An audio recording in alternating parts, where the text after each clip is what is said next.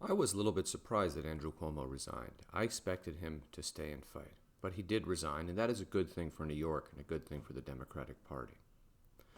Cuomo, Cuomo's resignation is a product of the changes in the Democratic Party. A Democratic Party in New York State that has moved left and that has become much more diverse in its leadership since Andrew Cuomo first became a political player in the state, which frankly was in the late 1970s when his father ran for mayor.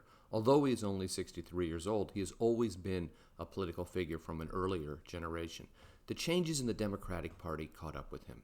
The serial sexual harassment was no longer something that was okay or could be concealed. The bullying in the workplace and the bullying of legislators was something that was no longer considered a sign of strength, but was considered inappropriate behavior. So that helped the case against him. So pushing Andrew Cuomo out is to some extent a victory for the progressive wing of the party. But now here's the problem.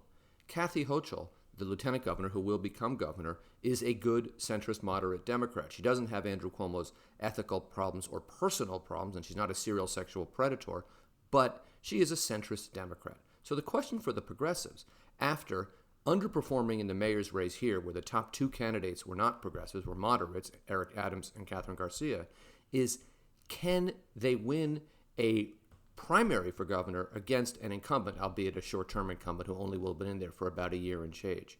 I suspect that's going to be more difficult than people think. And the reason for that is that to do that, a Democratic challenger is going to have to unseat New York's first female governor.